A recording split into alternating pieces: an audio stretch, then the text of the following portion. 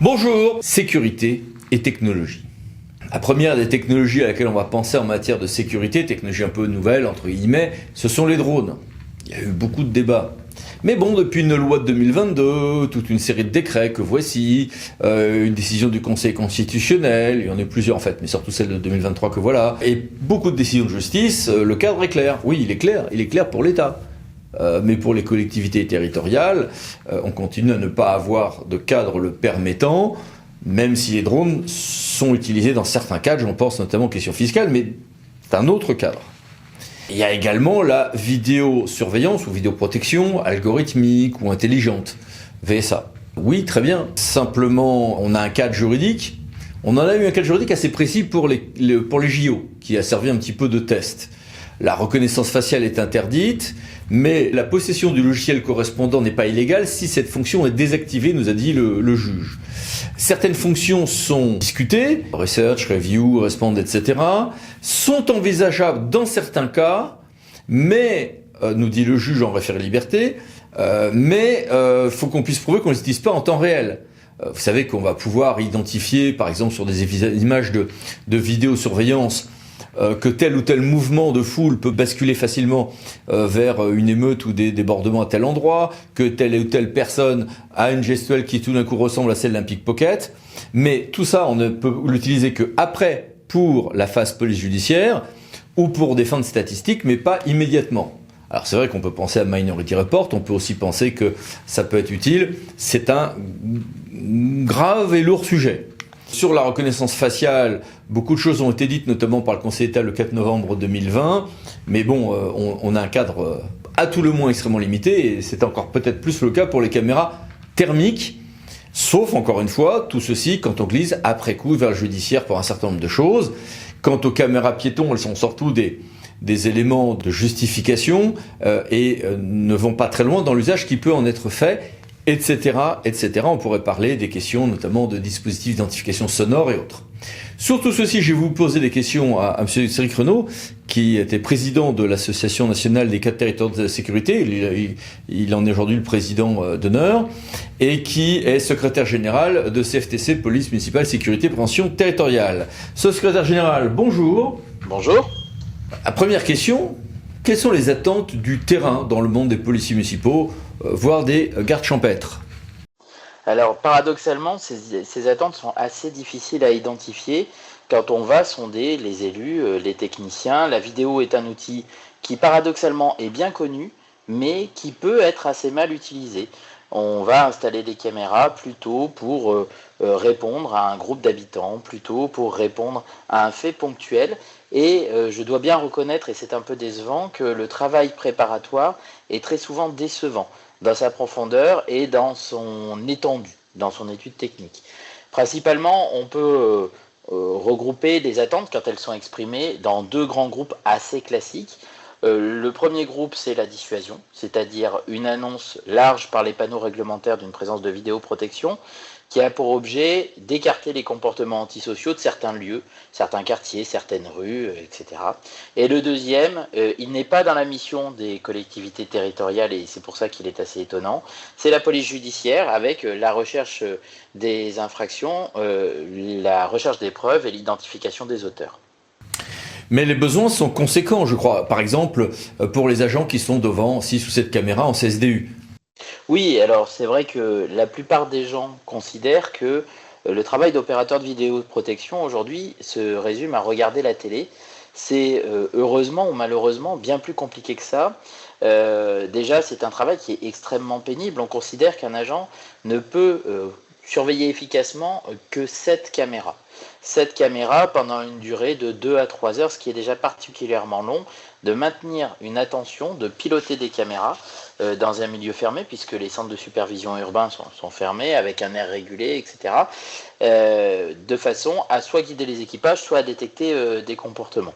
Et puis, ça demande une technicité de plus en plus avancée. Piloter une caméra, ce n'est pas un jeu vidéo. n'est pas un jeu vidéo, on monte aujourd'hui, on organise des patrouilles de vidéoprotection, c'est-à-dire qu'on va discuter avec des chefs de groupe à la manière de policiers municipaux ou de gardes champêtres de terrain, de recherche qu'on va faire en dehors de mission. Et ce rôle d'opérateur de vidéoprotection, il inclut donc une pénibilité très particulière, un savoir-faire technique et une maîtrise du cadre juridique sur l'accès aux images et l'extraction qui est aujourd'hui indispensable.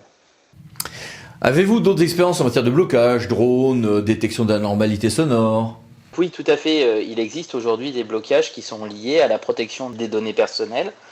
Plusieurs dispositifs de pilotage de drones à distance ou de détection d'anormalités sur la voie publique à partir de son ont été retoqués par la CNIL. La CNIL développe au fur et à mesure sa jurisprudence. Elle était assez peu abondante il y a encore une dizaine d'années, par exemple sur les sons captés dans la rue. La CNIL a considéré qu'à partir du moment où un son était capté et transformé, y compris en onde électrique, même si cette onde électrique n'est pas enregistrée, il y a donc traitement de données et donc application du RGPD et de sa réglementation, ce qui pose de vraies difficultés pour les demandes d'accès et de modification. Et à ce stade, quels sont les principaux blocages juridiques? Pour le moment, le blocage se situe principalement sur l'exploitation des images. On a franchi un grand pas avec l'accès de ces images ouvert aux policiers municipaux et aux agents de vidéoprotection dûment agréés par le préfet. Ce qui veut dire que maintenant, on peut faire ce qu'on appelle dans le jargon des relectures, c'est-à-dire revenir dans le temps, ce qui n'était possible ou toléré par les parquets que dans le temps de la flagrance jusqu'à présent. Mais se pose aujourd'hui le problème de l'exploitation.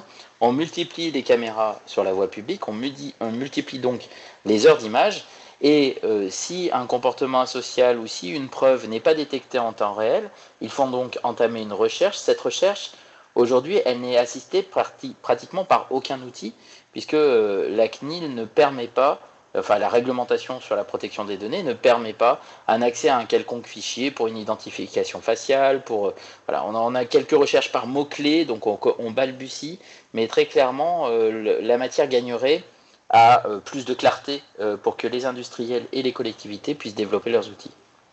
Et quel est l'état des réflexions dans le monde de la sécurité publique territoriale? Quelles sont les propositions faites? Je crois que votre proposition personnelle est qu'il ne faille pas systématiquement opposer liberté publique et sécurité, car dans certains cas, ces outils peuvent également étendre certaines libertés publiques. C'est cela? Oui, c'est vrai qu'on considère souvent la vidéo intelligente comme étant systématiquement et par principe attentatoire aux libertés publiques. Pour ma part, alors c'est une position personnelle, mais que je tends à diffuser, j'ai une position un petit peu différente, c'est-à-dire que la vidéo intelligente, elle peut aussi être garante de l'exercice des droits, notamment du droit d'accès, de la demande de modification qui sont portées par le RGPD. Il faut bien voir que quand aujourd'hui un administré fait une demande d'accès à des images de vidéoprotection, il y a forcément derrière un opérateur qui va rechercher les différentes images avec un risque d'erreur qui est relativement important, et il est exponentiellement plus important que le nombre de caméras est important et que les images sont modifiées par exemple avec des caméras qui pivotent. Donc la vidéo intelligence pourrait permettre d'effacer par exemple à la demande d'un riverain ces images dans la vidéoprotection.